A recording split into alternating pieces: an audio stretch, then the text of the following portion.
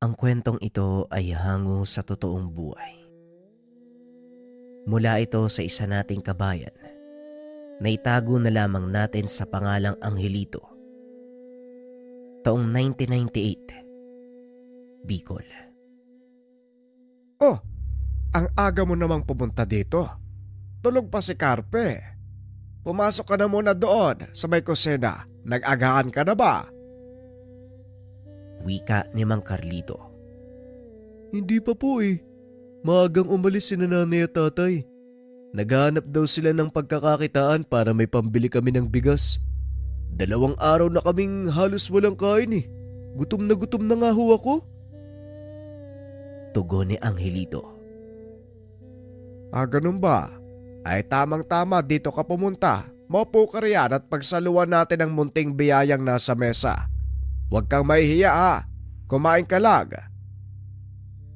Natuwa si Mang Carlito habang pinapanood ang batang kapitbahay. Matalik itong kaibigan ng apo na si Carpe.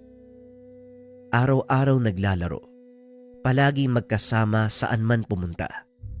Maligaya ang matanda dahil hindi nag-iisa ang apo sa mga oras na kinakailangang lumuwas ng ibang baryo para sa tungkulin bilang manggagamot.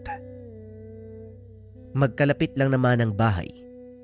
Minsan na itong natulog sa kanilang tahanan dahil naiiwan ng mga magulang. Ay talagang gutom ka nga ano?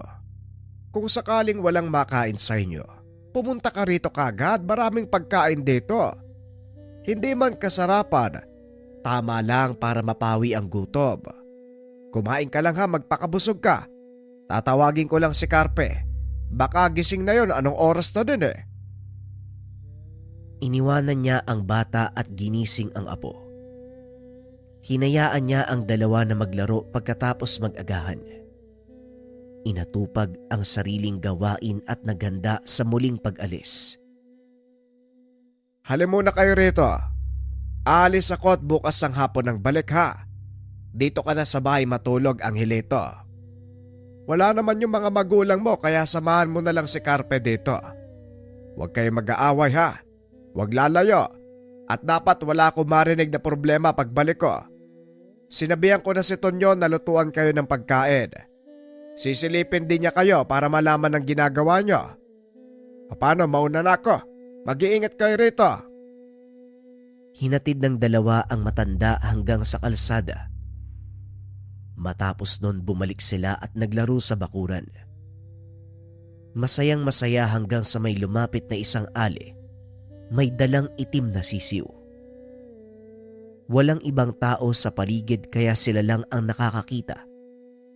Kinausap ang dalawang paslit at nakisali pa sa laro. Naging maayos naman ang pakikitungo sa kanila. Habang tumatagal, gumaan ang kalooban at pinayagang pumasok sa tahanan. Makalipas ang ilang sandali. Binigay nito ang sisiw pero si Carpe lang ang tumanggap. Carpe, ang sabi ni Lolo Carlito, huwag tayong tumanggap ng kahit ano mula sa ibang tao ah. Hindi naman natin yung kilala eh.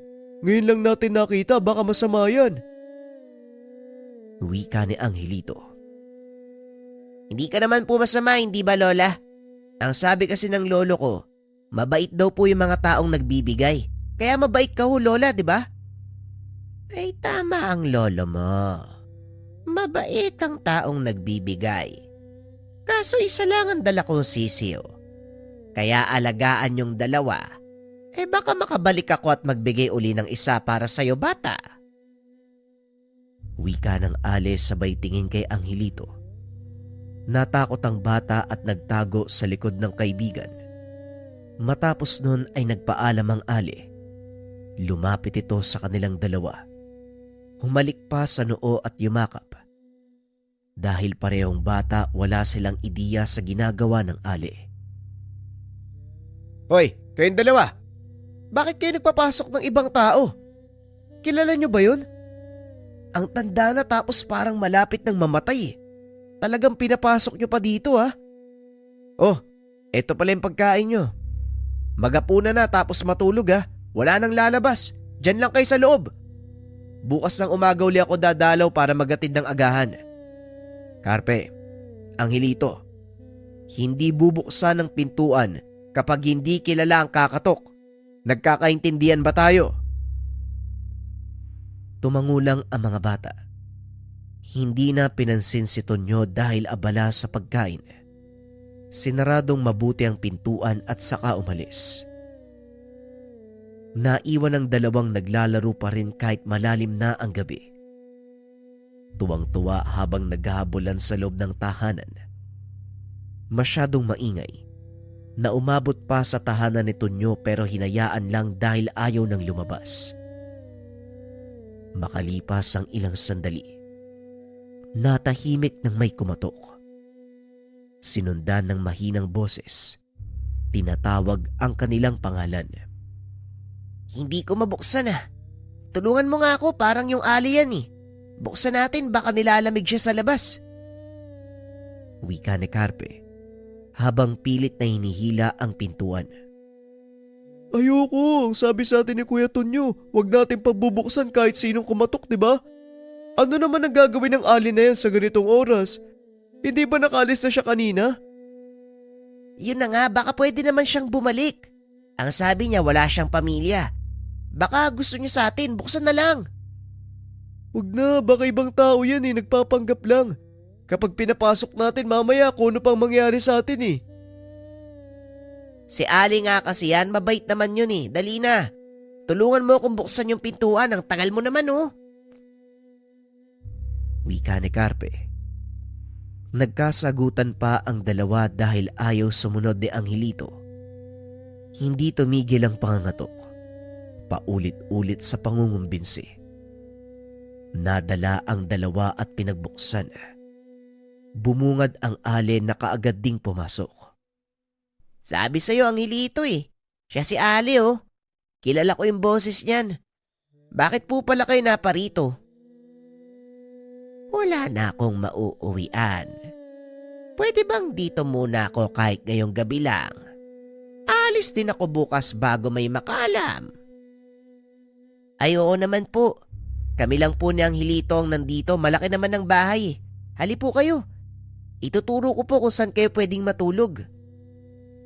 Natawa ang Ali. Sumunod sa bata patungo sa kwarto. May dalawang katres sa lugar. Ang isa ay pinagsaluan ng dalawa. Nasa kabila naman ang matanda. Nag-usap pa sila ng ilang sandali bago tuluyang matulog. Pagsapit ng hating gabi, nagising si Angelito dahil sa mga bulong. Nakita niya ang Ali na nakaupo sa tabi ng natutulog na kaibigan. Nakapikit. Nakahawak sa kamay habang nagsasalita ng ibang lengguwahe. Nakatungtong sa dibdib ni Carpe ang itim na sisiw. Dahan-dahang umuusad patungo sa bibig at pumasok. Nakaramdam siya ng takot. Nakatingin lamang at hindi nakakilos. Matagal bago natapos ang ginagawa, kagad siyang pumikit ng tumingin ng matanda. Kinabukasan, wala na ang Ali at hindi nila naabutan. Tinanong pa ni Angelito ang kaibigan kung may naramdamang kakaiba sa ginawa ng babae. Carpe, may ginawa sa'yo yung Ali kagabi hindi mo napansin? Hinawakan ka niya sa kamay tapos may sinasabi siya. Hindi ko maintindihan kung ano eh. May masakit ba sa'yo? Wala naman. Hindi ko napansin kasi tulog na ako eh. Umalis na yung Ali. Hindi man lang tayo inantay na magising. Meron kayang uuwian yun? Taga saan kaya siya? Hindi ko alam pero sana wag nang bumalik. Nakakatakot, parang halimaw eh. Huwag ka namang ganyan Angelito. Masama magsabi ng ganyan oh. Hindi ka siguro nakinig kay Lolo Carpe nung pinagsasabihan tayo. Ang bait ng Ali pero hindi mo siya gusto? Basta hindi ko rin alam. Ayoko lang sa kanya. Kung nandito lang si Lolo Carlito, papagalitan ka kasi ikaw ay nagpapasok sa matanda. Hindi natin kilala yun. Ali nga siya. Kung ayaw mo sa kanya, bahala ka. Pero para sa akin, mabait siya. Binigyan pa nga ako nitong sisiw oh. Teka, titignan ko nga sa kulungan. Wala na sa kulungan yung sisiw, nasa loob na ng bibig mo. Pumasok kagabi. Napakunot ang noo ni Carpe dahil sa pagtataka. Ha? Anong pumasok sa bibig ko? Ikaw kung ano yung sinasabi mo ah. Nagugutom ka ba? O baka masakit yung ulo mo? Totoo nga, pumasok sa bibig mo yung sisiw kagabi habang tulog ka.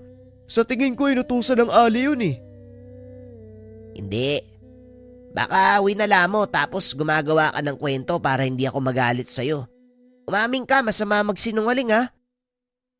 Hindi ako nagsisinungaling, totoo yung sinabi ko. Kinain mo yung sisiw habang tulog. Hoy, kayong dalawa. Lumapit nga kayo dito. Nasira yung pintuan oh. Natanggal yung pako na hinarang ko. May pumasok ba sa bahay kagabi? Magsabi nga kayo ng totoo. Wika ni Tonyo. Matagal bago sumagot ang dalawa sa takot na mapagalitan. Ay nako, siguradong lagot kayo sa lolo nyo. Ang bilin niya, huwag kayong magpapapasok ng hindi kilala. Kayo pasaway kayo ha, isusumbong ko kayo. Eh di papagalitan ka rin ni lolo. Di ba ang sabi niya ikaw yung magbantay sa amin? Hindi mo namang ginawa eh. Aba sumasagot ka pa ha? Tagaluto nyo lang ako. Sisilipin paminsan-minsan para malaman kung nasa bahay ba kayo o wala. Hindi literal na tagapagbantay oras-oras. Binilin lang kayo ni Mang Carlito. Wala kang suhol eh. Si Carpe kasi ayaw makinig eh. Ang sabi ko huwag niyang papasukin yung ali pero pinagbuksan niya. Sa loob pa nga natulog tapos may ginawa siya eh. Ano? Sinong ale? Anong ginawa? Naku pati ako malalagot nito eh. Tabi nga dyan. Titignan ko kung may nawala sa mga gamit nyo. Sinuri ni Tonyo ang buong tahanan.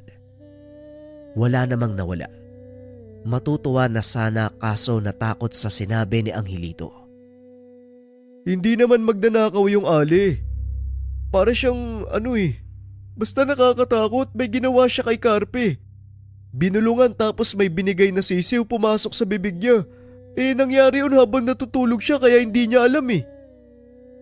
Nagulat si Tonyo sa sinabi ni Angelito. Nagkaroon ng ideya sa maaaring maganap. Sabihin niyo sa akin ha, kung yung ipapaliwanag ko, yon ang itsura ng lalaki. Ganito katangkad, kulay puti yung buhok tapos parang magulo. Kulay itim yung suot niya tapos nakapaa. Meron siyang hawak na tungkod. Walang ngipin sa harapan. Siya ba yun? Tumango ang dalawa. Dito niya napagtanto ang ginawa ng ale kay Carpe. Patay tayo dyan. Siguradong kakatayin ako ng lolo nyo. Kargo ko yan eh. Bakit nyo kasi pinapasok? Napahamak na tuloy. Ganito ang gagawin natin. Umuwi ka muna sa inyo, Angelito. Huwag ka munang babalik dito hanggat hindi pa natin alam kung ligtas si Carpe. Kung wala mga magulang mo, doon ka sa bahay ko. Ikaw naman, hindi ka pwedeng lumabas dahil nasa loob ng tiyan mo ang sisiw. Kapag hindi ka pa nakinig sa akin ngayon, lalaki yung halimaw sa loob ng tiyan mo. Wika ni Tonyo.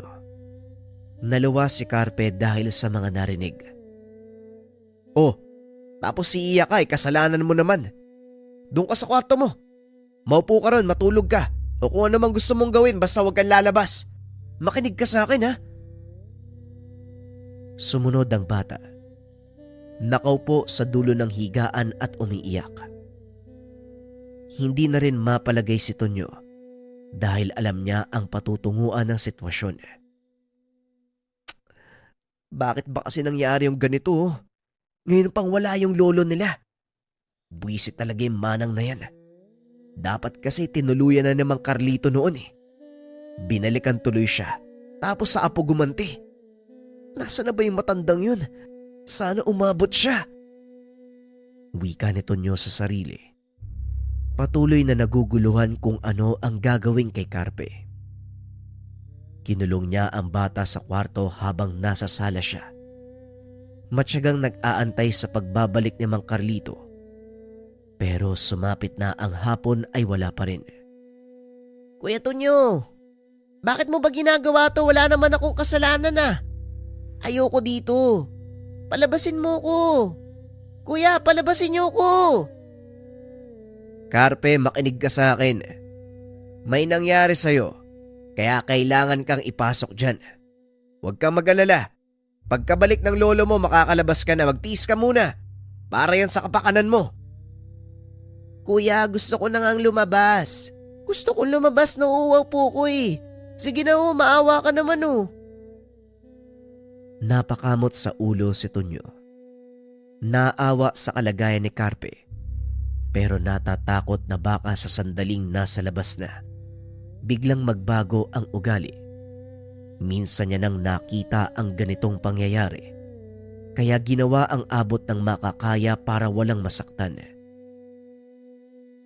Ang tagal mo naman, Mang Carlito. Yung apo mo nayanggaw na. Bilisan mo sa pag-uwi. Wala akong alam kung anong gagawin dito eh. Ay naku naman talaga Ilang oras pa ang inintay. Wala pa rin si Mang Carlito.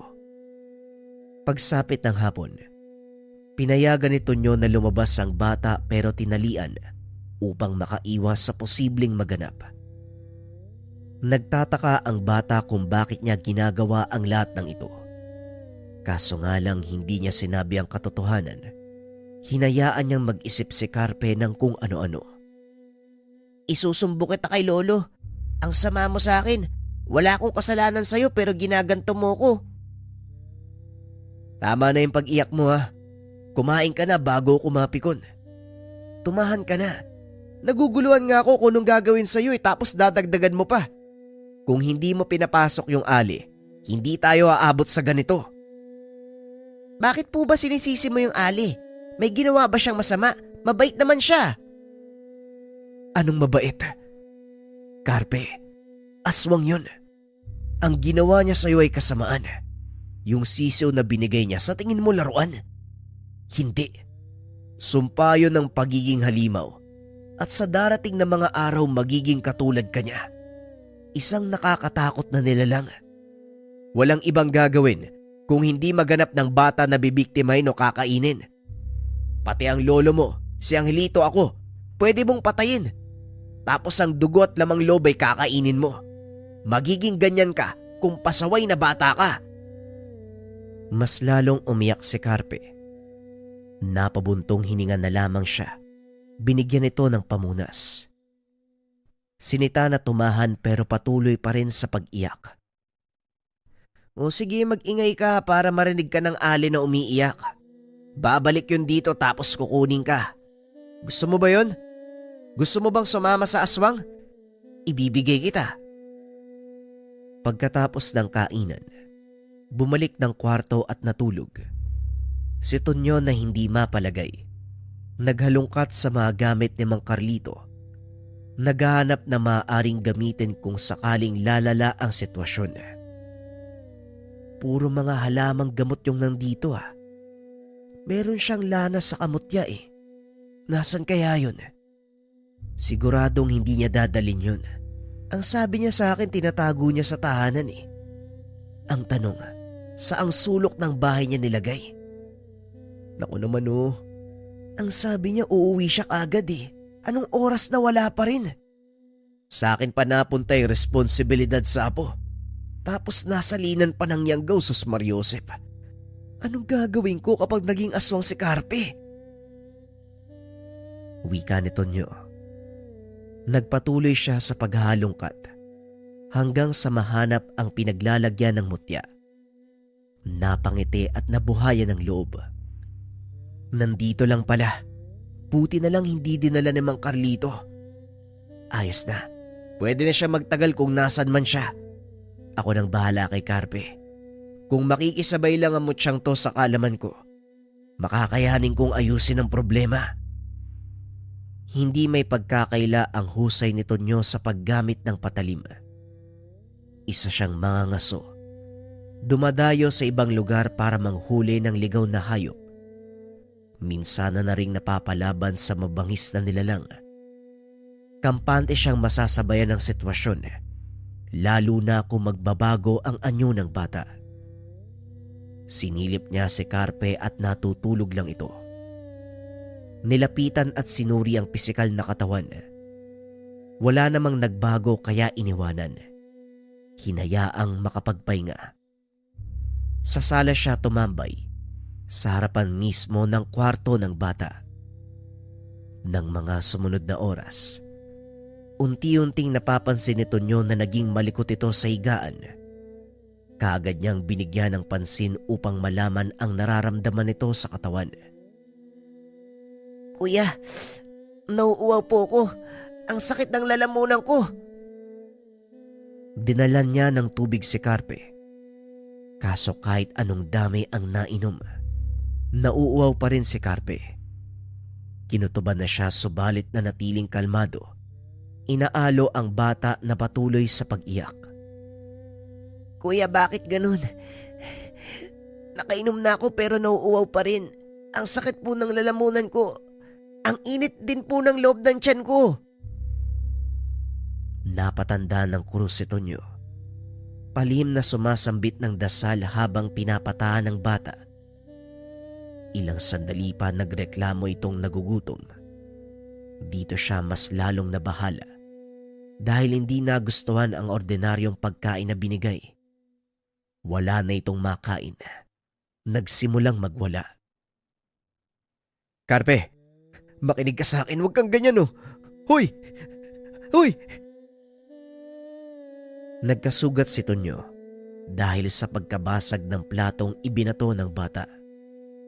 Nang umagos ang dugo, nakita niya kung paano ito tumingin.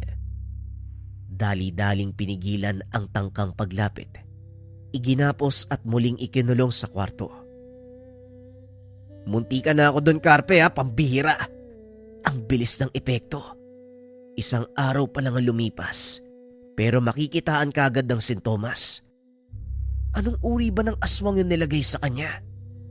Mang Carlito, hindi ko pala kaya. Kung nasan ka man, umuwi ka na.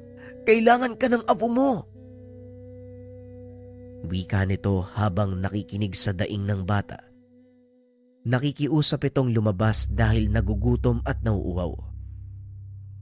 Dali-daling nagalungkat sa mga gamit ng manggagamot sa ikalawang pagkakataon. Naganap ng pwedeng pampakalma sa bata. Kaso nga lang puro halamang gamot ang nakita. Paano ba to? Limitado lang yung alam ko eh.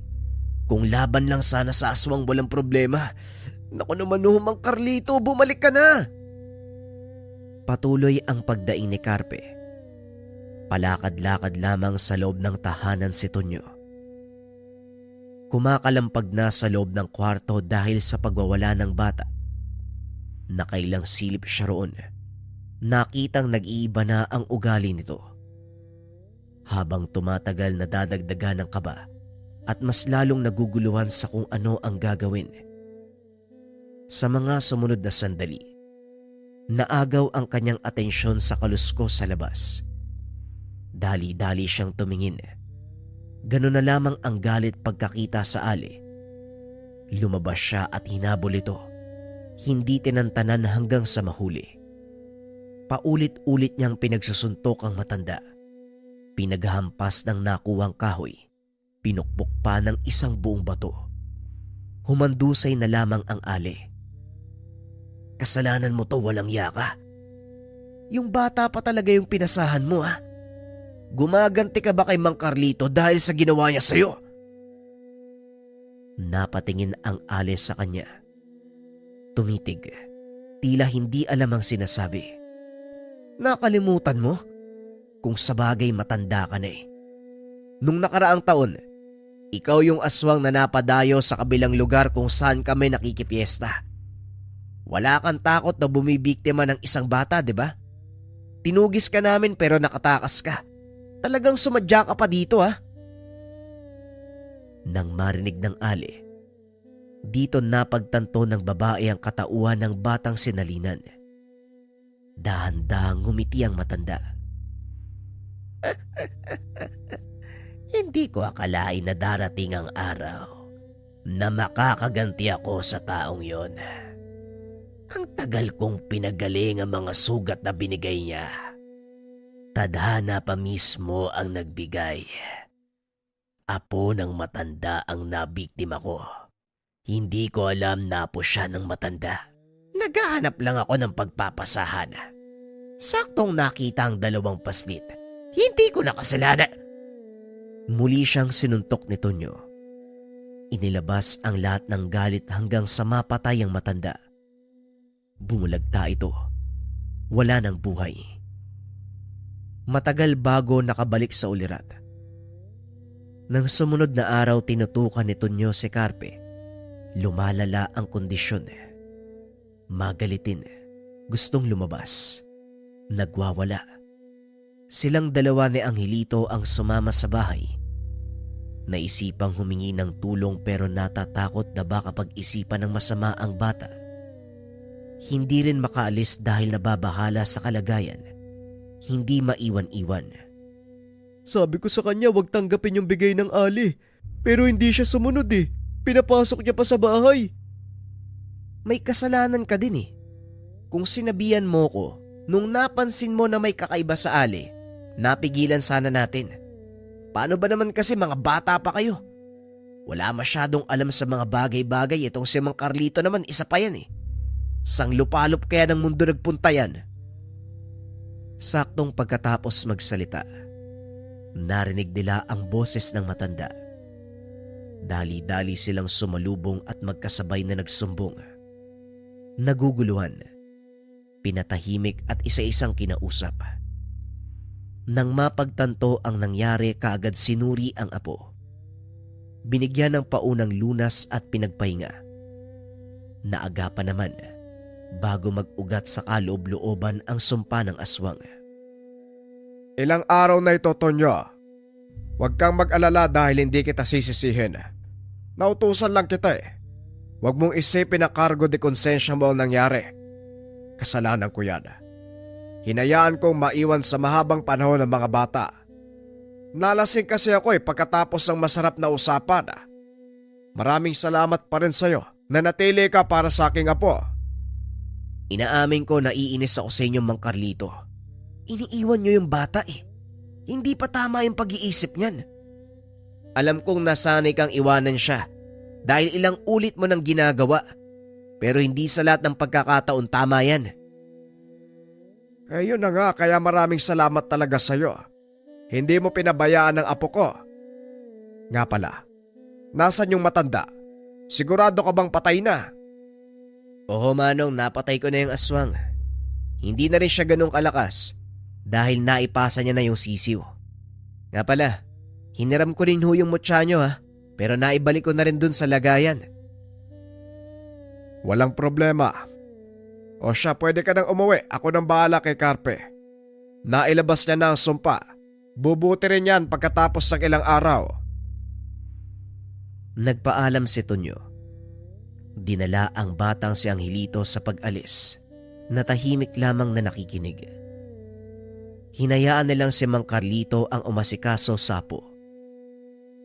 Magmula ng araw na yon, nagtanda na ang mga bata. Tumatak sa kanilang isipan, pakinggan ang sinasabi ng mga nakakatanda. Buwat sa nangyari, kagad lumalayo kapag merong hindi kilalang tao. Pero alam din ni Mang Carlito sa kanyang sarili, siya ang may kasalanan ang lahat. Kahit pagsabihan ng bata, siya ang nakakatanda. Siya ang merong isip upang maiwasan ang mga ganong sitwasyon. Kaya naman magmula ng araw na yun, inuna niya ang kaligtasan ng bata. Ngunit patuloy niya pa rin ginagampanan ang responsibilidad bilang manggagamot. Maraming salamat sa pakikinig ng ating kwento mga kabayan. Ang susunod nating kwento ay mahaba na isang bagsak. Para ito sa mga kabayan natin na gusto magmarathon. Simulan na natin ang kwento. Ang kwentong ito ay hango sa totoong buhay. Mula ito sa isa nating kabayan. Naitago na lang natin sa pangalang Dindo. Walang eksaktong taon. Probinsya ng Capiz. Walang makikialam. Ibigay niyong hinihiling ko. Kung ayaw niyong patayin ko ang babaeng to. Habang hawak sa leeg ang babae at may nakatutok na patalim. Dindo, Ano sa tingin mo? Kaya mo bang patamaan yung lalaking yan? Kung ako ang tatanungin, kaya ko siyang patamaan at patayin eh. Pero sa palagay ko hindi na kailangan. Nang mga sandaling ito, naglilingkod bilang sniper sa Special Forces ng kapulisan ng Binata. Kasalukuyan silang nasa kalagitnaan ng isang responde. Ilang beses nang nalagay sa ganitong sitwasyon si Dindo, ngunit nagagawa niya itong malampasan dahil sa kakaibang kakayahan. Mula sa angkan ng mga aswangang binata, hindi niya ito kailanman ikinahiya. Lumaki sa kabundukan. Sanay sa hirap ng buhay si Dindo, dahilan para magsumikap ito at maging pulis. Dahil na din sa kakaibang lakas at bilis ng pangangatawan, nagawa nitong makapasok sa kasalukuyang posisyon. Oh, ano na pare? Ano nang balak mo, Dindo? Dumito ka lang muna. May plano ako. Dali-dali itong tumakbo papunta sa kinaroroonan ng salarin. Umikot siya sa bandang likuran at mula doon inobserbahan ang kilos ng lalaki. Napansin itong kumpiyansa ang salarin na walang tao sa kanyang likuran, kaya hindi ito lumingon. Lingid sa kaalaman ng lalaki ang binabalak ni Dindo. Marahan itong lumapit papunta sa salarin. Hinawakan ito sa magkabilang braso. Nagulat ang lalaki, dahilan para mabitawan nito ang hawak na kutsilyo. Pilit nitong ipinaghihiwalay ang kamay ng salarin hanggang sa makawala ang bihag nitong dalaga. Sinubukan pang manlaban ng lalaki, ngunit wala itong nagawa sa taglay na lakas ng binata. Grabe pare! Kakaiba talaga yung lakas mo, no? Ay, saan ba nang galing yan? Ang sabi ng iba nating kasama, aswang ka daw eh. Oo, totoo ang sinasabi nila. Bakit? Hindi mo ba alam yon? Ikaw lang yata sa mga kasama natin ang hindi nakakaalam. Eh, syempre. Ako lang naman ang baguhan sa presinto eh. Ayan mo, tayong dalawa ang magpartner. Kaya araw-araw mo kung makikita at makakasama. Halika na nga. Umalis na nga tayo dito, nagugutom na ako eh. Bigla namang napatras si Romel dahil sa sinabi nito. Uy, pare, puro taba ako ha. Hindi ako masarap ha. Tumawa ng malakas si Dindo at inakbayan ang kaibigan. Si Raulo, hindi ako kumakain ng tao. Halika na nga, puro kakalokohan. At dahil bago sa kanya ang kaalaman tungkol kay Dindo, hindi nito maiwasang magtanong. Hindi ka kumakain ng tao. Anong klaseng aswang yung hindi kumakain ng tao? Ang mga uri ng aswang na kagaya ko, hindi nasanay sa pagkain ng laman ng tao. Lumaki ako sa isang pamayanan ng mga aswang. Pero may disiplina ang pamayanang iyon pagdating sa pagkain ng laman ng tao. Eh kung hindi ka kumakain ng tao, anong uri ng karne ang kinakain nyo? Eto namang ano na to? Mukhang dumadami yung tanong mo ha. Bawat tanong, isang bote ng alak ha. Kahit isang kaha pa, bilisan mo na. Sagutin mo na yung tanong ko. Bakit ba kasi gusto mong malaman ng mga bagay na yan? Gusto mo rin ba maging aswang? Huli ka dito, lalahian kita. Hindi, nagtatanong lang yung tao eh. Eh syempre, ikaw ba naman yung magkaroon ng pagkakataong maging kaibigan ng isang aswang eh? Hindi ka ba magtatanong? Tuloy na, libre na lang kita ng isang mangkok na bulalo. Sabi mo yan ha, isang mangkok na bulalo. Kapag hindi mo ginawa yan, piprituhin kita. Pero oo nga, mga hayop ang kinakain namin at sa katunayan, ang mga tao sa pamayan ng pinanggalingan ko ay mga mangangaso. Mangangaso? Seryoso ka talaga? Eh wala naman halos gubat dito sa atin ha. Paano kayong namumuhay sa araw-araw kung hayop yung kinakain nyo? Simple lang kaibigan. Naglalakbay ang aming mga kasama noon para mangaso sa ibang lugar. Pero ngayon kasi, may mga nagbebenta na ng karne sa pamilihan. Kaya madalas ako nag-uwi ng isang buong baboy sa tuwing babalik ako sa lugar namin. Doon lang masaya na sila eh. Ayaw namin nang bibiktima ng mga tao. Yan ang mali sa paningin ng mga tao ngayon sa mga aswang. Akala nila kapag aswang, pumapatay ng tao, kumakain ng laman ng tao. Marami sa amin hindi na ganun. Yun yung makalumang pamamaraan Ayos Pati pala yung mga aswang nagbabago din sa paglipas ng panahon. Pero maiba ko pare. E di wala nang mga ngaso sa baryo nyo ngayon. Bumibili na lang kayo Diyan ka nagkakamali kaibigan. Patuloy na nagsasanay ang mga kabataan sa aming baryo para maging mga ngaso. Dahil hindi lang naman sa paghanap ng pagkain ginagamit ang pangangaso. Ang mundong ginagalawan naming mga nilalang. Ang pinagbabatayan nito ay lakas. Nanganganib din kami sa iba pang uri ng nilalang, maging sa kaparehong lahi namin. Kaya kailangan maging malakas ng bawat nilalang sa aming baryo upang maprotektahan ang sarili, maging ang buong angkan. Nakulitan na ito sa kakatanong ni Romel. Kaya nagpa siya ang binatang isama na lang ito sa kanilang baryo. Kinabukasan, parehong walang pasok ang dalawa. Maagang umalis ang mga ito dahil medyo malayo sa bayan ang baryo nila Dindo. Grabe naman pare. Nihingal na ako. Malayo na to sa Kabiasnan yung kalsada na to. Bilib din ako sa iyo no. Bakit hindi na lang natin dinala yung sasakyan? Talagang naglakad pa tayo. Ikaw kaya yung may ganitong katawan. Ano ka ba kaibigan? Hindi mo ba napapansin yung paligid mo?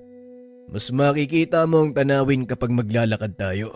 Kaya ayos lang yan. Saka isa pa, bata ka din naman sa paglalakad, di ba? Iwas-iwasan mo kasing kumain ng marami. Yan ang napapala mo Maya-maya pa ay nakatanaw ng usok si Romel. Sa hindi kalayuan, narinig nito ang tawanan ng mga batang naglalaro. Parang nandito na yata tayo, Dindo. May mga nakita na akong bata Ayun may usok doon sa gawing yun. Tara baka may pagkain. Habang tinuturo ang isang direksyon gamit ang kanyang uso. Kumalma ka. Malayo pa tayo. At yung usok na nakikita mo, hindi galing sa baryo namin. Sabay takbo papunta sa pinanggagalingan ng usok. Dali-daling ibinaba ni Romel ang pasang sako ng bigas at sinundan ng kaibigan. Uy! Ano ba nangyayari? Bakit ka ba tumatakbo? May ibang tao sa lugar. Hindi nagsisiga ang mga kababaryo ko sa gubat. Bilisan mo! Bagaman hindi nauunawaan, sumunod pa rin si Romel. Laking gulat nito nang biglang suguri ng kaibigan ang pangkat ng hindi kilalang kalalakihan. Nagulat ang mga ito sa pagdating ng binata. Hindi na nagawa pang damputin ang kanilang mga baril. Hinawakan ni Dindo ang kamay ng isa sa mga kalalakihan. Inihagis ito sa mga kasamahan. Hindi na nakakilos pa si Romel dahil nagawa ng patumbay ni Dindo ang mga kalaban. Saan ang galing ang mga yan? Bakit sila nakarating dito? Mga tagalabas sila pare. Hindi taga rito ang mga yan. Pare, hindi naman nasakop natin yung lugar na to Bakit mo sila huhulihin? Baka tayo pang buwelta ng mga yan Sa batas ng mga kalahigo, hindi namin tinitignan ng sakop ng isang otoridad. Kapag lumabag ka sa batas, hindi kami magdadalawang isip na ibigay ang kaukulang parusa. At isa pa, mahigpit na ipinagbabawal sa lugar na ito ang pangangaso. Kaya ayos lang na gulpi ng mga yan. Sandali lang maiwan ka dito. Tatawag ako ng susundo sa atin. Kailangan silang dalhin sa baryo. Mabilis itong tumakbo. Kaya hindi na nakapagpahabol pa ng tanong si Romel. Ilang minuto ang nakalipas ay dumating ang ilang kalalakihan. Nakakubli ang mga ito sa puno. Ngunit nakikita sila ni Romel. Naglabas ang binata ng baril sa pag-aakalang kalaban ang mga ito. Ngunit nagpakita si Dindo kasama ang isang matandang lalaki. Ibalik mo sa sisidla ng baril mo, Romel. Mga kasamaan ko sila. Tay, siya nga pala yung sinasabi kong kasama ko sa trabaho. Romel, ito naman ang tatay ko. Sa susunod, Dindo, magsabi ka kung magsasama ka ng kaibigan mo na galing sa bayan nang makapaghanda naman tayo ng masarap na pagkain. Puro karne ng usa ang naroon sa ating ahop. Naku Manong, huwag niyo po akong alalahanin. Kahit ano naman po kumakain ako eh. Dindo, alam ba ng taong to ang tungkol sa atin? Marami siyang katanungan sa akin. Medyo naaalibadbara na ako eh. Kaya sinama ko na lang para siya na mismo ang tumuklas. Dinala ng mga kasamahan ng kanyang ama ang mga kalalakihang nahuli. Tinanong ang mga ito kung anong pakay nila sa lugar. Napag-alaman nila Dindo, mula sa kabilang bayan ang mga ito. Hinahanap nila ang nilalang na sumalakay at pumapatay ng mga kabataan sa kanilang baryo. Kung ganon, bakit kayo dito napadpad sa aming baryo? Masyado na itong malayo kung tutusin. Anong uri ng nilalang ang hinahanap nyo? Nakikinig lang sa usapan sina Dindo ng mga sandaling iyon. Papunta sa lugar na ito ang bakas ng sinasabi kong nilalang. Figura lang ang nakita namin kagabi, kaya hindi ko masyadong naaninag kung anong itsura nito. Malaking tao na may ulo ng kung anong hayop. Yun ang nakita ng mga kasama ko. Ibig sabihin, sinasabi mo bang aswang ang sumalakay sa inyo? Hindi ako sigurado, pero parang gano'n na nga. Ang mga binibiktima nito, pawang kabataan, puso at atay lang ang kinukuha at iniiwan ng katawan. Tinanggal ni Mang Heron ang tali sa kamay nito. Hinayaang makaupo ng maayos.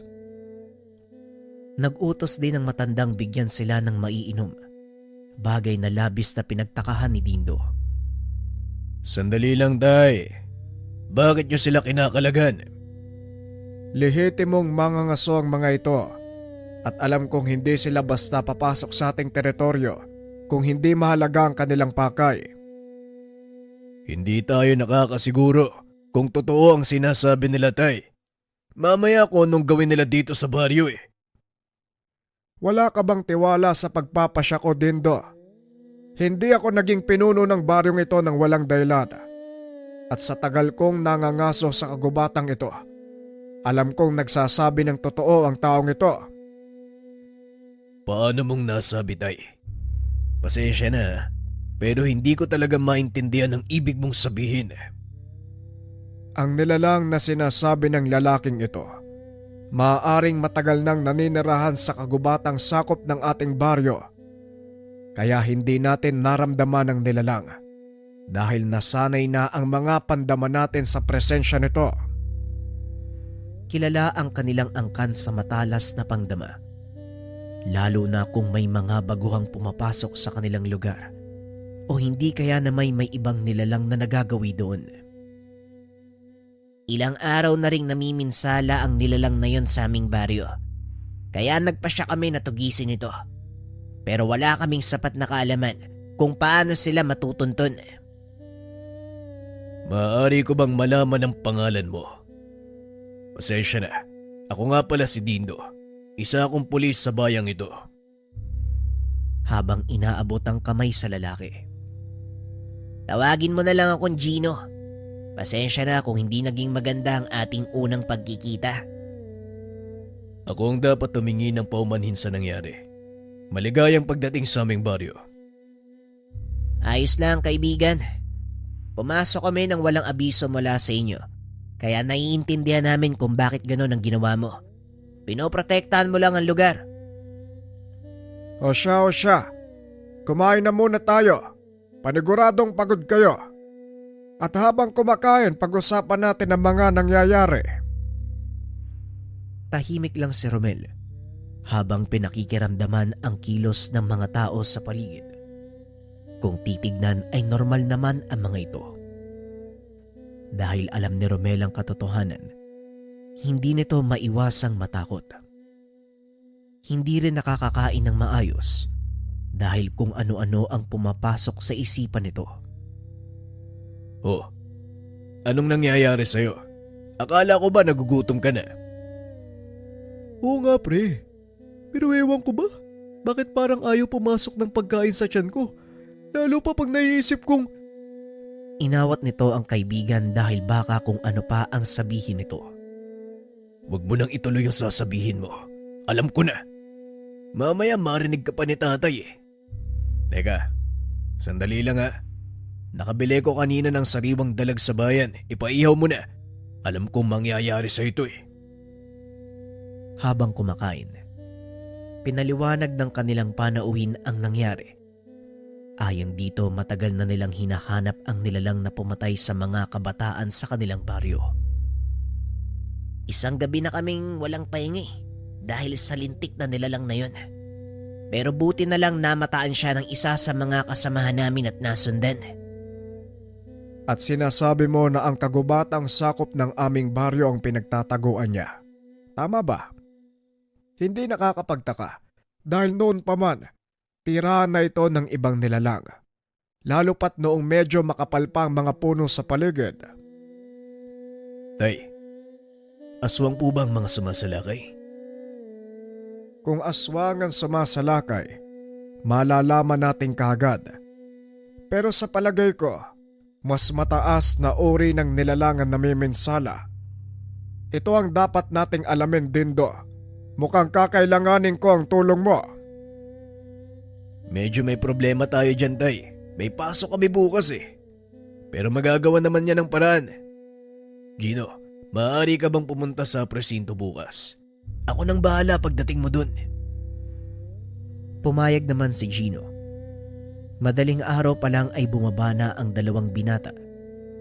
Pagdating sa presinto, sinabihan ni Dindo si Romel na pumwesto sa harapan. Pag nakita mo si Gino, gumawa ka ng blatter. Papirmahan mo kay Hepe. Ano yung ilalagay ko dun sa blatter? Gumawa ka ng kwento. Sabihin mo nagpunta si Gino para i-report yung nawawala niyang kalabaw. Ikaw nang bahala, alam mo na yan. Maya-maya ay nagawa ng tapusin ni Romel ang utos ng kaibigan. Lumabas ng tanggapan ng Hepe at saktong naroon din ang dalawa kasama si Gino. Huwag kang mag-alala ha. Papasamahin ko sa iyo yung dalawa sa mga tauhan ko para… Kami na po ang lalakad, Hepe. Wala naman kaming ginagawa ni Romel eh. Kailangan din namin ng ehersisyo, di ba Romel? Di ba? Nagpapapayat ka, di ba? Tama ka, Hepe. Kailangan namin ng ehersisyo. Kailangan ko.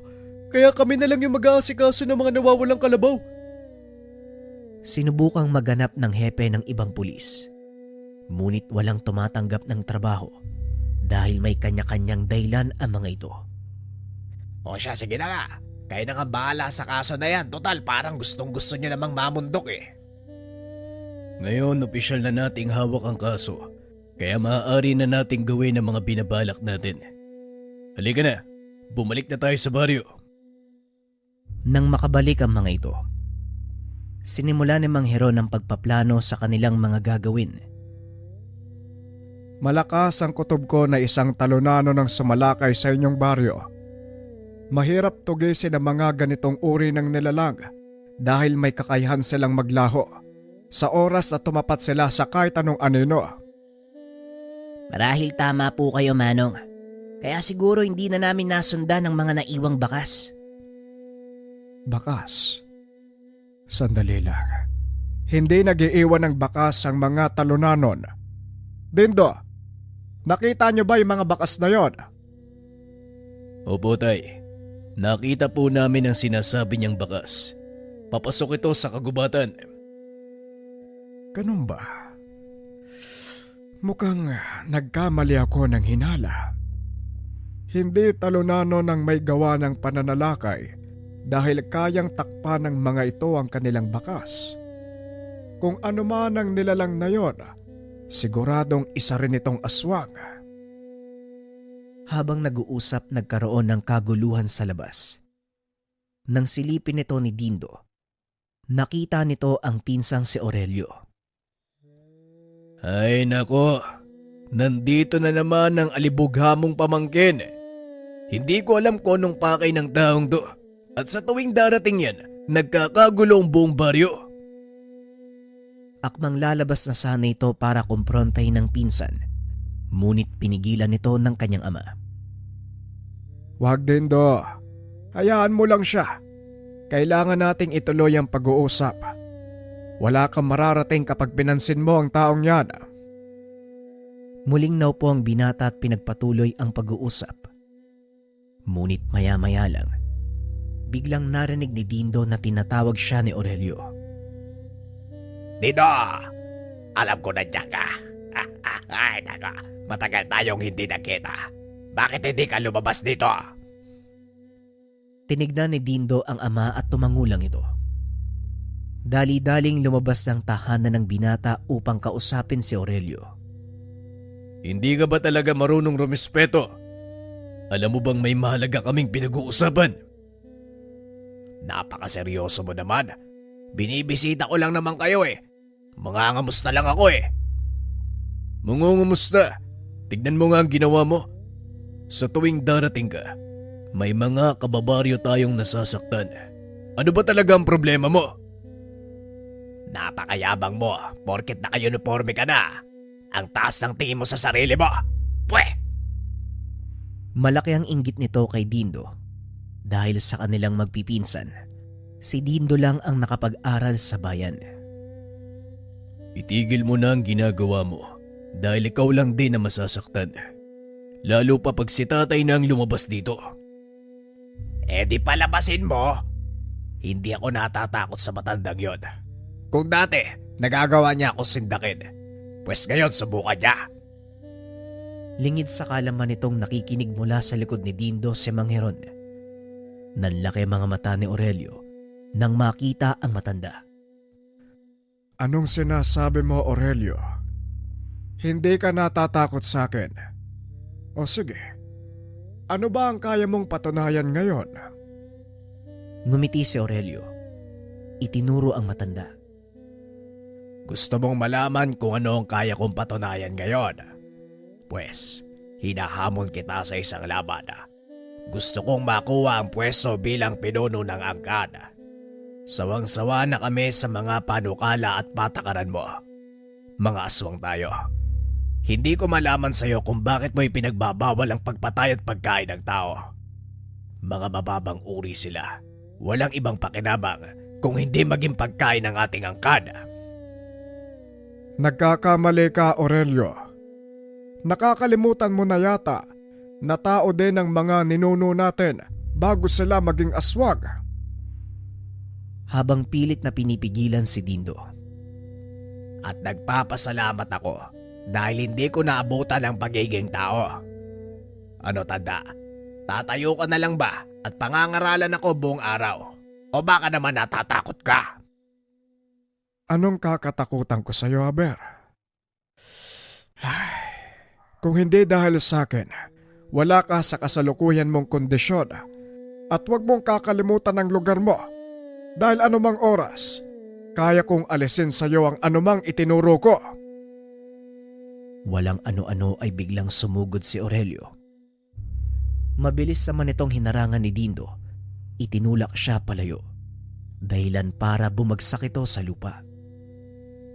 Talaga bang hindi ka titigil, Aurelio? Hindi mo na iginalang si tatay. Wala kang utang na loob. Dahang-dahang tumayo si Aurelio at muling nagsalita. Utang na loob din do. Matagal na akong bayad. Sa pagkakataong iyon, si Mang Heron ang humarap sa kanya. Sinangga ng matanda ang suntok nito gamit ang isang kamay. Tama na! Kung talagang gusto mo kong hamunin, sige, tinatanggap ko. Pero sa isang kondisyon. Hayaan mo munang tapusin ko ang problema namin ngayon. Gusto kong maging bahagi ka ng gagawin namin. May mga aswang na nananalakay sa kabilang bayan at kasalukuyang nagkukubli sa ating kabundukan. Alam kong wala kang pakialam sa mga bagay na ito. Pero magiging malaking banta ito sa ating katahimikan. Kasama kong ilang mga ngaso mula sa kabilang bayan. Hinahanap nila ang mga aswang na yon narito sa kagubatang nakapalibot sa atin. Ayos ka rin ah. Paano mo naman naisip na tutulungan ko kayo? Kung talagang gusto mong patunayan sa akin ang lakas mo, gawin mo ito sa pamamagitan ng pagtugis sa mga lagalag na aswang. Muli itong pumasok sa kubo. Tay, bakit nyo hinayaang sumama si Aurelio sa pagtugis ng mga aswang? Alam mong isa si Aurelio sa pinakamahusay nating mga ngaso. Malaki ang maitutulong ng matalas niyang pangamoy sa gagawin natin. Lalo pat walang nakakita ng pagkakakilanlan ng mga hinahanap natin. Malaki ang suspetsya ko na maaaring isa sa atin ang gumawa nun. At maaari ding hindi. Nakakalito ang mga nangyayari din do. Malaki ang maitutulong ng pinsan mo sa misyon. Hindi na nagsalita pa si Dindo. Alam nito na hindi na mababago ang pasya ng kanyang ama. Walang nagawa ang binata kung hindi sumang-ayon sa lahat ng plano nito. Sino ba yung dumating, Dindo? At bakit parang galit na galit sa inyo ng tatay mo? Pinsan ko ang taong yun. At tama ka. Malaki nga ang galit niya sa akin at kay tatay. Pero hindi siya ang dapat kong pagtuunan ng pansin sa ngayon. Maaari ka bang bumalik sa bayan? Kunin mo ang baril ko. Ikaw nang bahalang gumawa ng kwento kay Hepe. Dali-dali namang umalis si Romel. Dahil kinagabihan ay lalakad ang kanilang pangkat para hanapin ang mga kalabang aswang. Matapos ang pag-uusap kasama ang pangkat ni Gino, naganda na si Dindo sa pag-alis. Napadaan si Aurelio sa kanyang kubo. Anong magagawa ng mga sandatang gawa ng tao sa katawan ng isang aswang? Nag-iisip ka ba, Dindo? Kahit gaano pa kalakas ang baril na gamit mo, wala itong silbi dahil mabilis maghilom ang sugat ng mga kagaya natin. Alam ko, Aurelio. Kaya nga ginawa ko ang mga espesyal na balang to bilang paghahanda sa ganitong uri ng laban. Ang bunga kala ko nga, hindi ko magagamit yan eh. Sabay pakita ng 7 pirasong bala sa pinsan. Ang mga balang yun, ibinabad sa dugo ng babaeng usa na mabisang lason sa kahit anong uri ng elemento. Aba, bahala ka nga. Basta huwag kang haharang sa dadaanan ko. Ikaw ang maghaharang sa linya ng paningin ko mamaya dahil hindi ako magdadalawang isip na barilin ka. Matapos ang pag-uusap kagad nang umalis si Aurelio, dumating naman si Romel bitbit ang rifle ng binata. Mabuti na lang hindi na nagtanong pa si Hepe. Eto, nagdala pa ako ng ilang magasin ng bala. Mukhang hindi lang iisa ang kalaban natin eh. Natawa si Dindo dahil may suot itong kwintas na gawa sa bawang. Ano ba yung suot mo? Sa tingin mo may magagawa yung bawang? Di ba? Yan yung sinasabi ng mga tao. Pangontra daw sa aswang ang bawang. Wika ni Romel. Ay nako, huwag ka nga magpapaniwala dun. Amin na nga yan. Ibibigay ko kay Aling Maring para magamit sa pagluluto. Tugon ni Dindo. Sa tingin mo, Dindo, gaano ba kalakas yung mga makakalaban natin? Tatapating kita, Romel. Delikado ang misyon na to. Kaya naiintindihan ko kung aatras ka. Masyadong malalakas sa mga aswang. Kahit sabihin pa nating pangkaraniwan lang sila, hindi sila tinatablan ng mga sandatang gawa ng tao. 3 beses na mas mataas ang pisikal na lakas nila ko ikukumpara sa mga kalahi mo. Ngayon pa ba ako atras nandito na tayo? At isa pa, gusto ko ring maranasan kung paano makipagbakbakan sa mga aswang. Sawa na ako sa mga tao. Hapon na ng mga oras na yun. Inaantay na lang nilang matapos ang paghahanda ng grupo ni Gino. Nang masiguradong handa na ang lahat, muling nilinaw ni Mang Heron ang kanilang dapat gawin. Hahatiin natin sa 3 ang grupo. Ang ilan ay mula sa pangkat ni Gino, sasama sa pangkat na pinamumunuan ni Dindo. Ikaw naman, Aurelio, pamunuan mo ang mga nag-aabang sa gawing kanluran ng gubat. Matapos magbigay ng panuto, kagad nang lumakad ang grupo. Gaya ng napag-usapan, may kanya-kanyang tungkulin ang bawat isa. Ang grupo ni Dindo ang nakatalagang mag-abang sa mga kalaban, kaya naghanap ito ng mapagtataguan. Romel, umakyat ka sa punong yan at kahit anong mangyari, wag na wag kang gagalaw. Dali-dali namang umakyat si Romel sa tinurong puno ng kaibigan. Pumwesto na din ang binata sa pinakamataas na bahagi ng gubat. Tahimik ang paligid. Tanging huni ng mga kulisap at kuliglig ang maririnig. Wala ni isa sa mga mangaso ang kumikilos. At kung wala kang kalam-alam, hindi mo makikita ang kinaroroonan ng mga ito. Sa paglipas ng oras, unti-unti nang nakakaramdam ng pagkabagot si Dindo.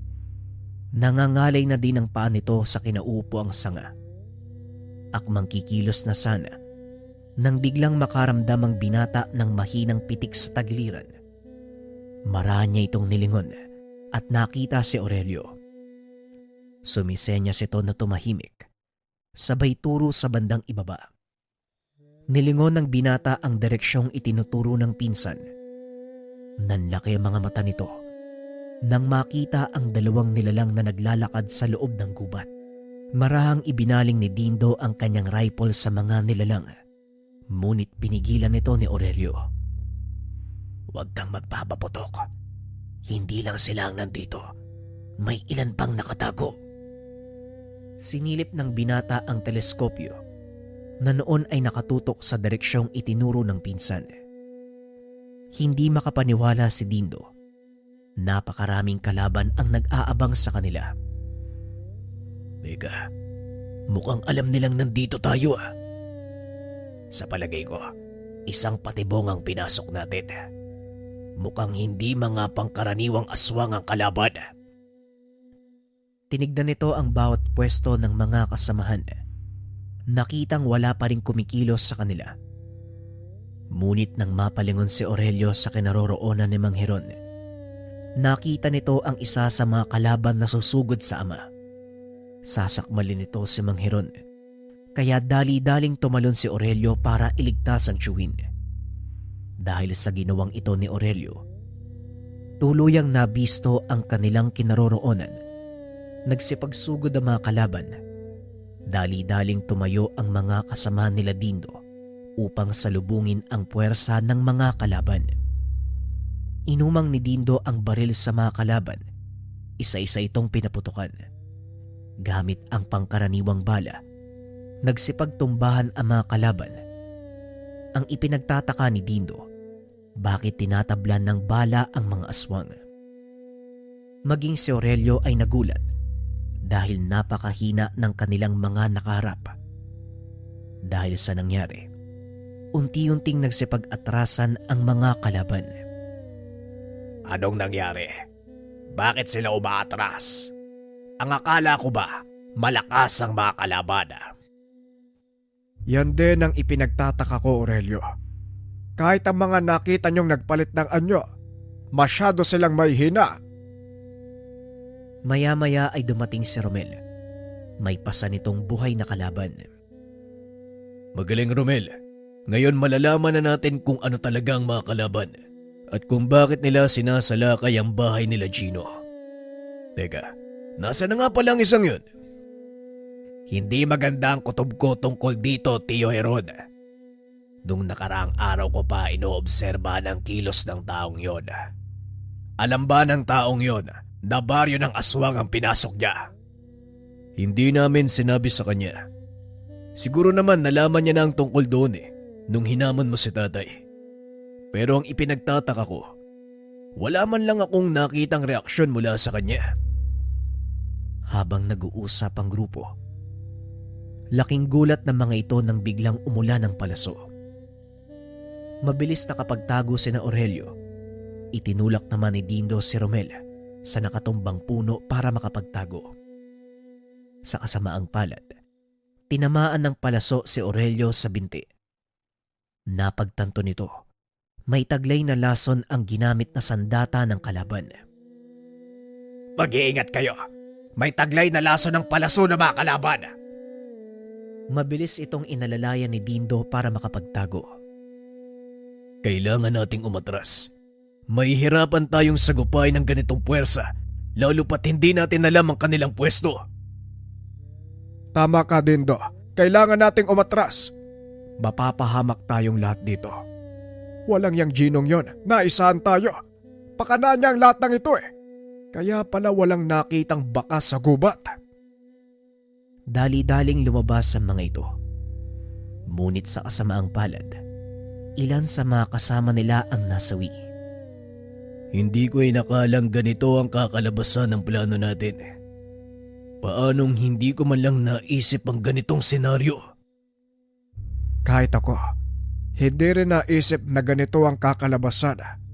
Isang patibong pala ang lahat ng ito. Masyado kayong nagtiwala sa mga tao. Alam nyo naman na simula pa noon, iisa lang ang gusto nilang mangyari. Yon ay ubusin ang lahi natin.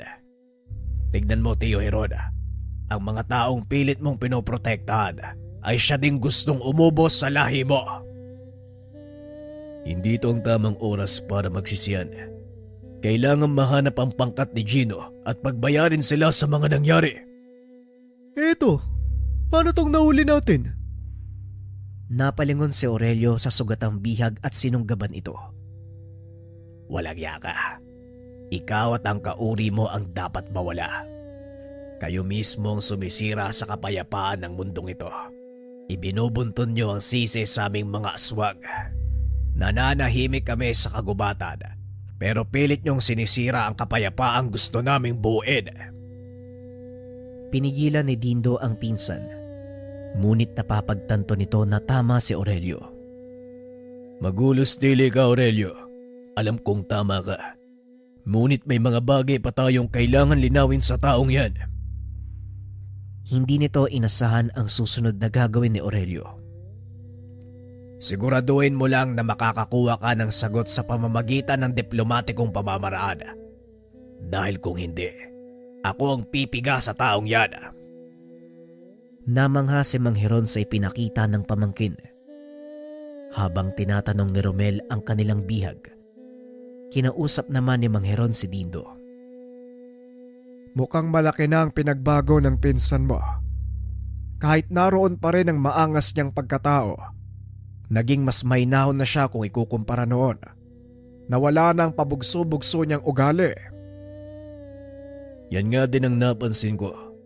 Isa pa sa kinagulat ko, Tay. Nakinig siya sa sinasabi ko.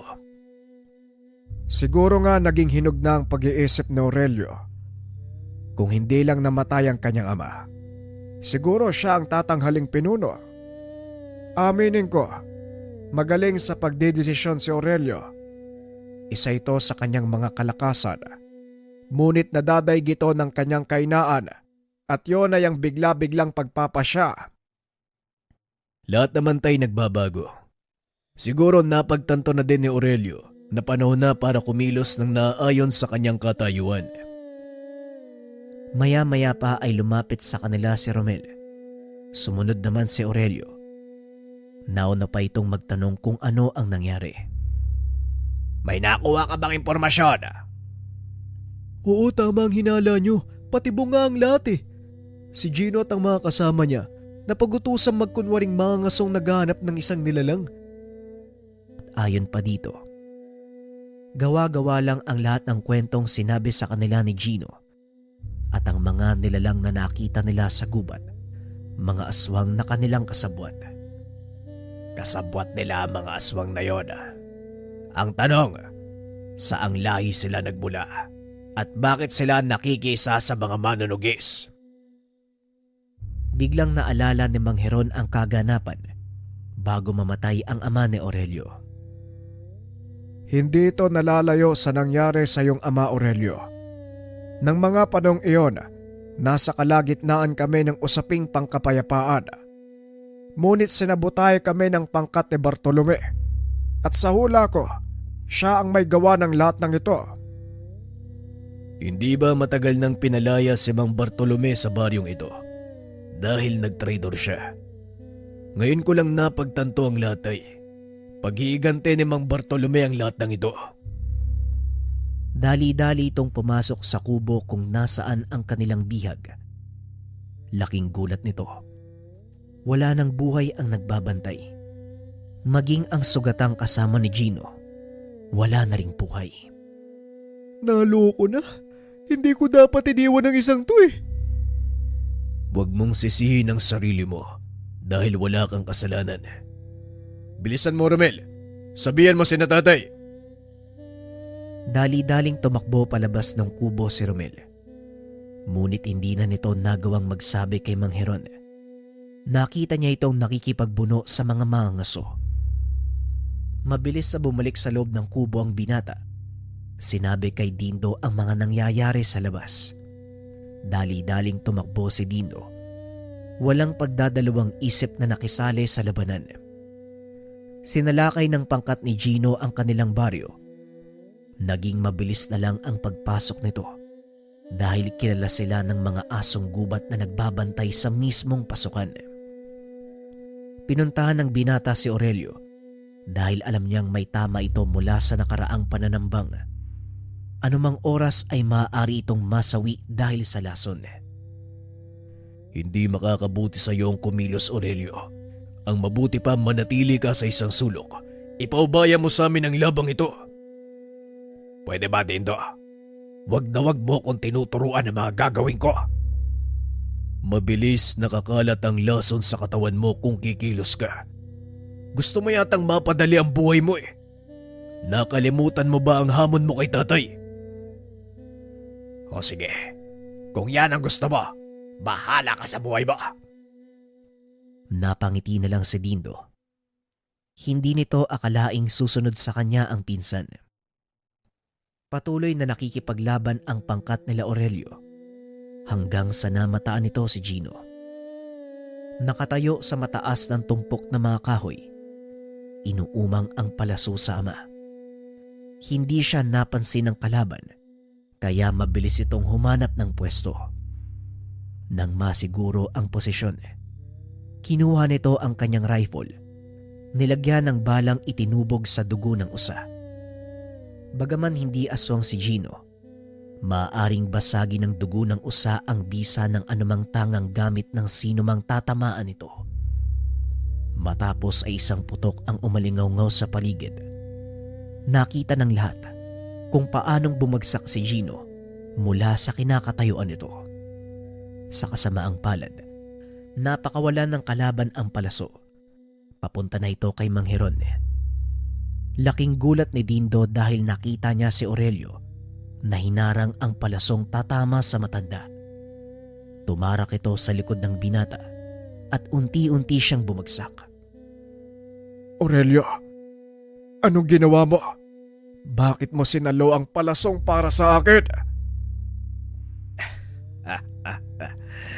Patas na tayo, Tio Heron. Nakabawi na ako sa lahat ng tinuro niyo sa akin. Siguro naman, wala na akong maririnig na sumbat mula sa'yo. Napailing si Mang Heron sa sinabi ng binata. Kalong-kalong niya ito habang pinaliligiran sila ng kapwa aswang.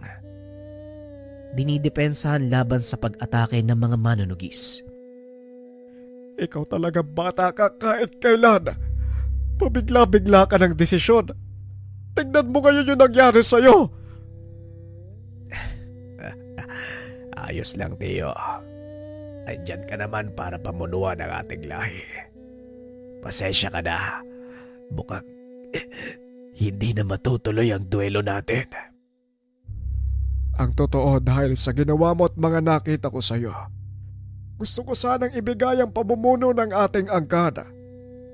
Ikaw ang nararapat na pinuno, Aurelio. Tinanggap ko lang ang pwestong ito dahil sa kailangan ng iyong ama. Hindi ka pa handa ng mga oras na nawala siya. Ayos lang yan, Tio. Panatag naman ako na nasa mabuting kamay ang ating lahi. Salamat sa pag-aaruga sa kanila. At salamat at nagawa mo silang baguhin at ialis sa makaluma nating pamamaraan. Ito din ang pangarap ni tatay noon. At ngayong naisakatuparan mo na ang lahat. Panatag na akong makakapagpahinga. Unti-unti itong bumitaw sa pagkakahawak kay Mang Heron. Ilang segundo ang nakalipas. Tuluyan na itong nalagutan ng hininga. Dahan-dahan itong inilapag ng matanda. Sa pagkakataong iyon nagdatingan ang iba pang kalaban.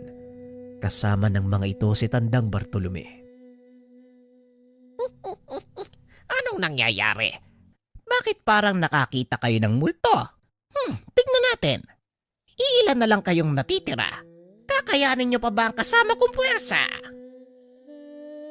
Nakatayo sa tabi nito ang mga aswang na nasa totoo nilang anyo. Talagang hindi ka matatahimik, Bartolome. Napatingin si Dindo sa ama. Bigla itong nakaramdam ng malakas sa bugso ng enerhiya mula sa matanda. Palatandaan na handa na itong pumatay. Paano kung mananahimik? Pinalayas ng kapatid mo ang aking pangkat para makuha ang pamumuno sa angkang ito. Pero nasaan siya ngayon? Nasa ilalim ng lupa. Pinagpipiestahan ng mga bulate. Ganyan din ang mangyayari sa'yo, Heron. Sabay senya sa mga alagad nito. Nagsipagsugod ang mga aswang. Ngunit laking gulat ni Dindo dahil biglang umalingaw-ngaw ang sunod-sunod na putok ng kanyang rifle. Nilingon ng binata ang pinagmumulan at nakita si Romel. Nakadapa sa bubong ng isa sa mga kubo. Pinagbabaril ang mga aswang na nakapaligid kay Tandang Bartolome hanggang sa wala nang natira sa mga ito. Nagsipagpulasa na din ang mga mangasong tauhan ni Gino nang makita nilang patay na ang kanilang pinuno. Mukhang hindi na mangyayari ang sinasabi mo, Mang Bartolome. Tignan mo, ikaw na lang mag-isa ang naiwan. Hindi ka sasantuin ng bala ng kaibigan ko kahit gaano ko pa kabilis kumilos. Tatamaan at tatamaan ka pa din. Kaya umatras ka na habang may oras pa. Huwag mo ko nililin lang, Dindo. Alam kong hindi gumagana ang sandata ng mga tao sa ating katawan. Ibinabad ko sa dugo ng babaeng usa ang bala ng rifle ko. Tignan mong mabuti ang katawan ng mga tauhan mo. Pinagmasdan ni Tandang Bartolome ang katawan ng mga kasama. Unti-unti itong naaagnas hanggang sa tuluyang maging abo. Sa ginawa mo ngayon, hindi na kita papalampasin. Mabilis itong kumilos papunta sa kinakatayuan ng kalaban. Walang pagdadalawang isip itong sinakal. Ngunit nanlaban si Tandang Bartolome. Nagbuno ang dalawang matandang aswang. Wala sa mga ito ang gustong magpatalo. Ngunit lamang sa laban si Mang Heron dahil higit itong nakakataas sa antas ng pagiging aswang kung ikukumpara kay Tandang Bartolome. Ilang sandali pa ay nagawa ng patumbahin ni Mang Heron ang kalaban gamit ang matatalas na kuko. Ibinigay nito sa matanda ang hatol na kamatayan. Halos pagsukluban ng langit at lupa si Mang Heron sa nakikitang tanawin. Marami sa kanyang mga kalahi ang namatay dahil lang sa walang saysay na paghihiganti. Ito ang naging kapalit ng lahat. Pinilit kong maging maayos ang baryo, ngunit marami ang nasawi dahil lang sa walang kwentang dahilan. Huwag mong sisihin ang iyong sarili, Tay. Ginawa mo lang ang lahat. At ngayong tuluyan ang nawala ang mga banta. Babangon ulit tayo. At sa pagkakataong ito, wala nang sisira pa sa kapayapaang gusto mong makamtan. Tama ka, Dindo. Pero matanda na ako eh. Alam mong hindi ako mananatili sa mundong ito sa habang panahon. Kaya sa bandang huli, sayo ko pa rin iaatang ang pamumuno at pagbangon ng baryo. Alam ko po yun, Tay. At bilang anak ng isang pinuno, wala akong karapatang tumanggi o takasan ang aking kapalaran. Darating tayo dyan. Pero sa ngayon habang nabubuhay pa ako, gawin mo muna ang mga gusto mong gawin. Sa susunod ka na bumalik sa baryong ito kapag dumating na ang iyong pagkakataon. Ilang taon ang lumipas. Tuluyan nilang naibangon muli ang baryo. Naging mas payapa ito dahil na din sa palaging pagbisita ni Dindo at Romel. At gaya ng sinabi ni Mang Heron, hindi nagtagal ay binawian ito ng buhay. Nagdesisyon si Dindo na magretiro ng maaga para saluhin ang responsibilidad ng ama. Simula nang umalis ito sa serbisyo bilang pulis, hindi na muling nakita ni Romel ang kaibigan. Nang bumisita ito sa baryo ay wala nang nadatnan, maliban sa mga puntod ng mga aswang na nagbuwis ng buhay para sa hinahangad na kapayapaan. Bago tuluyang umalis si Dindo sa lugar, nag-iwan ito ng mensahe sa kaibigan. Ipagpatuloy mo ang pagiging mabuting tao, Romel. Masaya ako at naging magkaibigan tayo. Sana'y gawin mong ehemplo ang mga nangyari at palaging piliin ang mapayapang pamamaraan. Ito na ang huling mga salitang iiwanan ko sa'yo. Mag-iingat ka palagi, kaibigan.